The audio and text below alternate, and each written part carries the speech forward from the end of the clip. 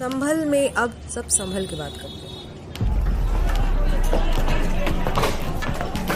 This palpable fear on the ground that if they speak up, it will mean trouble for them. जैसे media के सामने या और लोगों के सामने आदमी अपनी बात जायज बात कहना चाहे तो कह नहीं सकता, डर के मारे। डर है हमारे दिल में कि पता नहीं अब धोखे से हमारे साथ क्या हो जाए क्या नहीं हो जाए। The Quint spent 2 days in Sambhal to look into how the town has changed and yet still finds itself in new controversies. From the putai of the Shahi Jama Masjid to new posters and the police's role.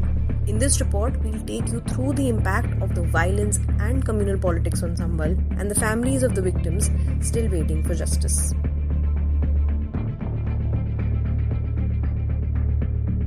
This is Sambhal. Now, people here have witnessed a lot in the past 3 months. Just few months after the city found itself to be in the middle of political turmoil, on the ground the situation still seems to be a bit tense. Right behind me is the Shahi Jama Masjid, which found itself to be the point of contention when the Archaeological Survey of India took 2 surveys of the mosque in November last year. Now, according to the locals, arbitrary arrests haven't stopped since. So the question here is, how have the last 3 months impacted the locals here? And how has it shaped their fears and their lives?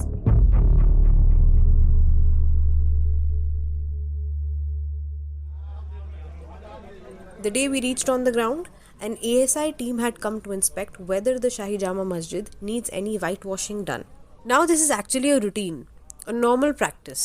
The whitewashing is done before Ramzan every year, just like other homes or shops get whitewashing done before an event or festival. But the Allahabad High Court on 12th March criticized the ASI for failing to produce any suitable reply and directed them to carry out the whitewashing of the mosque, while the costs would be borne by the mosque's managing committee. The Hindu litigants, however, had said in the court that painting the mosque would deface it and remove signs of a Hindu temple.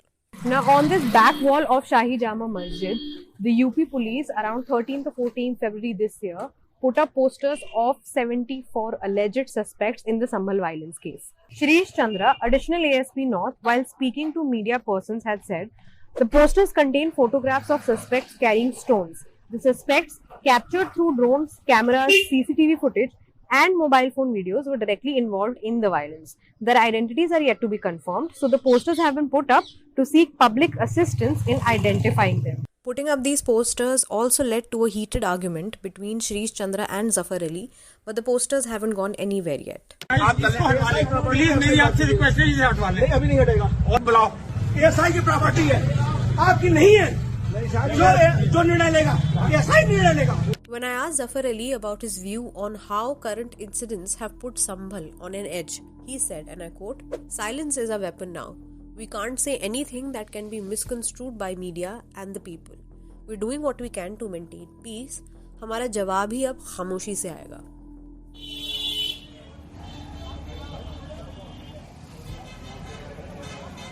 यहाँ पर एक सवाल ये भी आता है कि संभल also has 2 peace committees, as we have learned.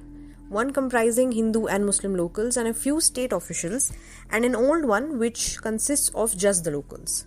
So have they really helped in any way? What exactly is their role here?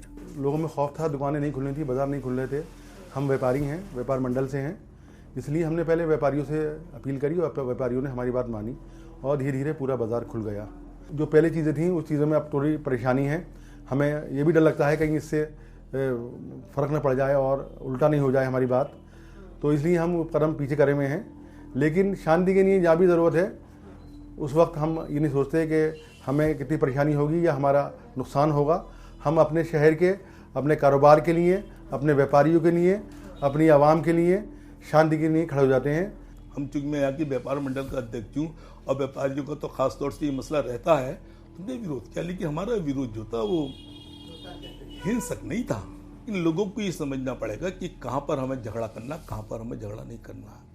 अगर कुछ गलत हो रहा है तो विरोध का एक तरीका है, विरोध का ये तरीका नहीं है कि आप पत्थरबाजी करें। मैं इसकी मजम्मत करता हूँ, ये गलत है तरीका। अगर अशांति होगी तो हमारा कारोबार नहीं चलेगा। अभी क्या तो हमारी और आपकी तो इच्छा एक ही है, हम में आप में कोई फर्क नहीं है। With an allegedly dormant temple being reopened again, more arrests underway and more Hindu sites being surveyed, how has this changed the inter-community dynamics? वो तो सब कुछ बढ़िया चल रहा है।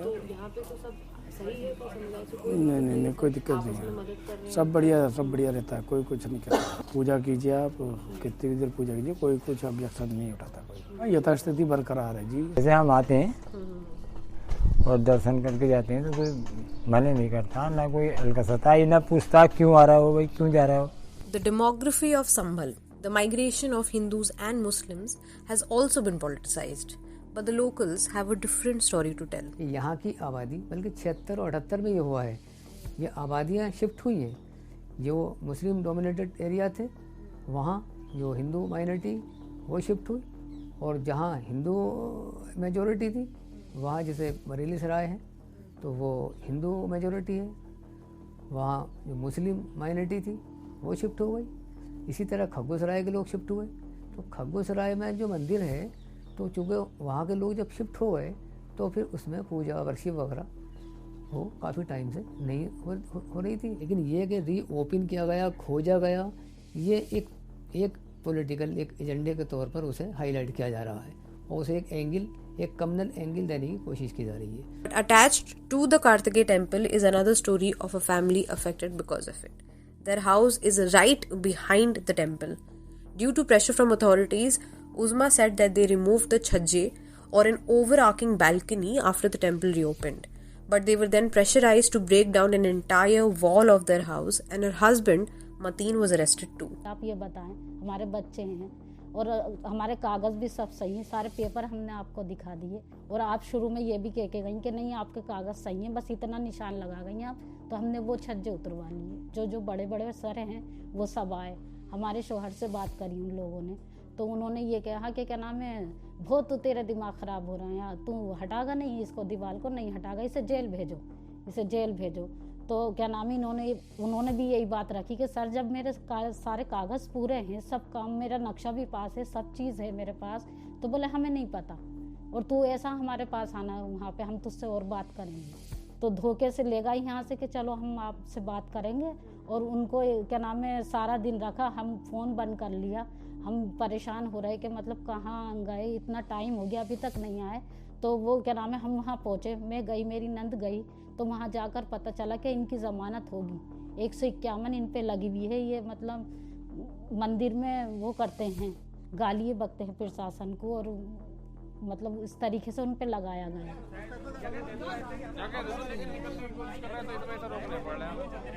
This was 24th November 2024. Media reports stated the police saying that they used rubber bullets. The Quint accessed more such videos of that day.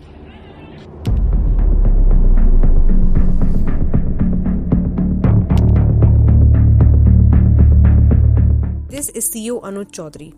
He recently said that if Muslims have a problem with colors, then they should stay at home on Holi this year. In fact, before Holi, Sambhal was made a fortress with geared up security. Around 10 mosques, including the Shahi Jama Masjid, were covered with tarpaulin sheets.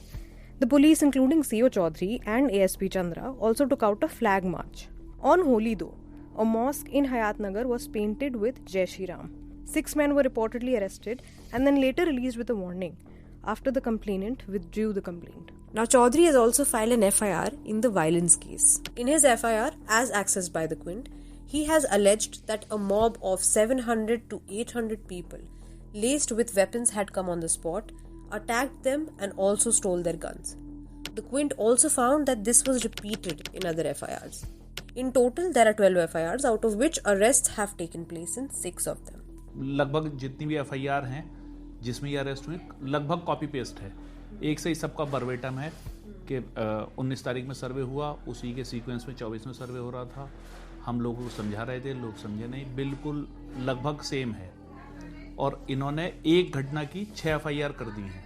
बस ये है, इसमें हमारे जो client हैं उन्हें काफ़ी परेशानी हो जाएगी, क्योंकि हमें एक घटना की किसी की 4 बेल करानी है, किसी की 2 बेल करानी है। मेरा क्लाइंट है यामीन, उसका लड़का था मोहम्मद आलम, उसके बिहाफ पर मैंने SHO कोतवाली संभल और CO संभल के खिलाफ 156(3) हुआ करती थी आईपीसी में, उसके खिलाफ एक मुकदमा कायम किया है। वो लड़का अपने घर से पापे बेचने के लिए निकला था। बेकरी चलाते हैं यामीन, उनका लड़का आलम रोज़मर्रा की तरीके से पापे बेचने के लिए निकला था। जब वो वहाँ मस्जिद के करीब पहुँचा तो वहाँ गोली चल रही थी, और मेरे एक्यूज़ का कहना ये है कि उसे गोली जो है वो पुलिस की लगी है। So good, so good, so good. Everything you want for summer is at Nordstrom Rack stores now, and up to 60% off. Stock up and save on the brands you love like Vince, Sam Edelman, Frame, and Free People. Join the Nordy Club to unlock exclusive discounts, shop new arrivals first, and more. Plus, buy online and pick up at your favorite Rack store for free. Great brands, great prices. That's why you Rack.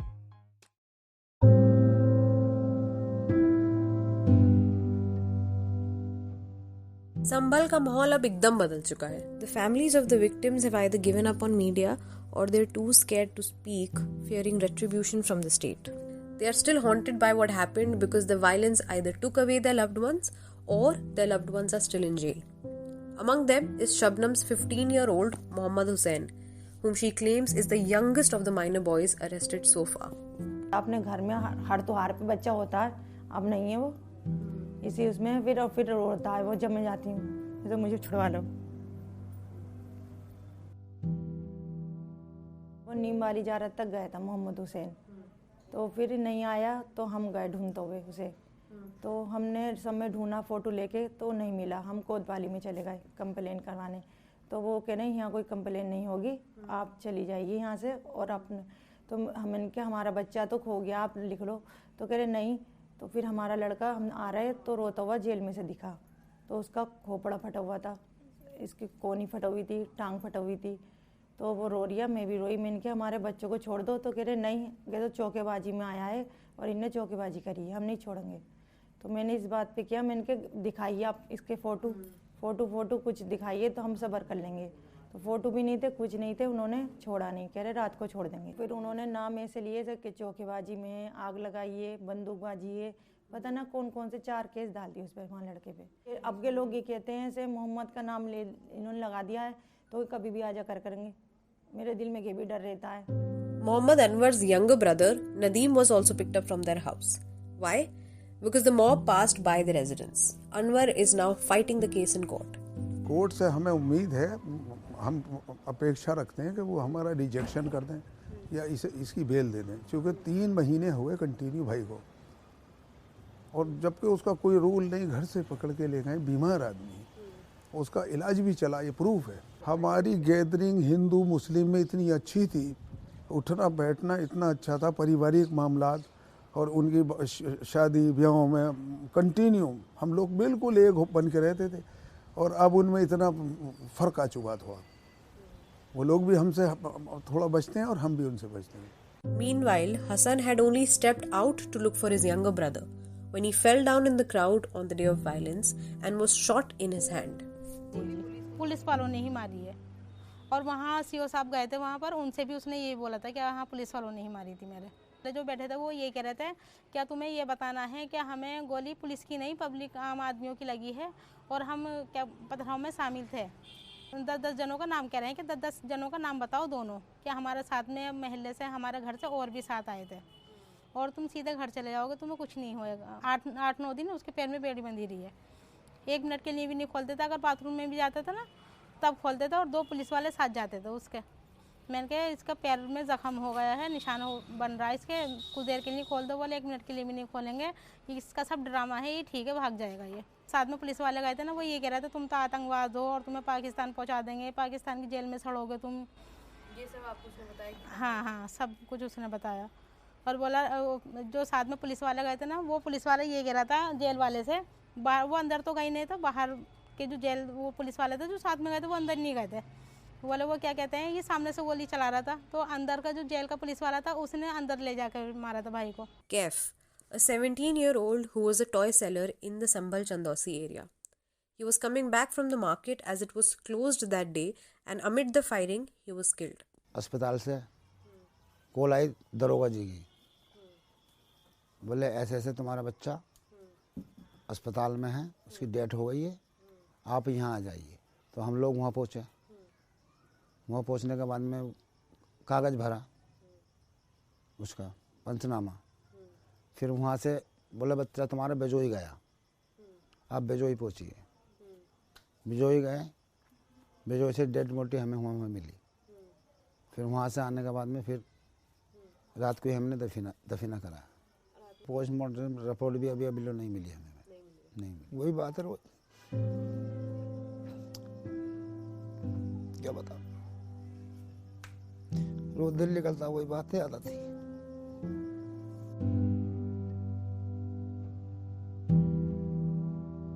It also does not end here. Now in front of the Shahi Jama Masjid, a new police chowki is coming up.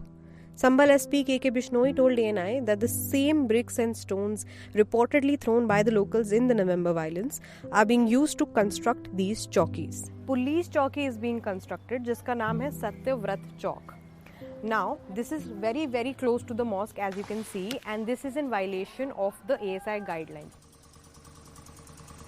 A local lawyer who wishes to remain anonymous told us that there are questions over its transparency, the NOC, and how it further solidifies police's control right in front of the mosque.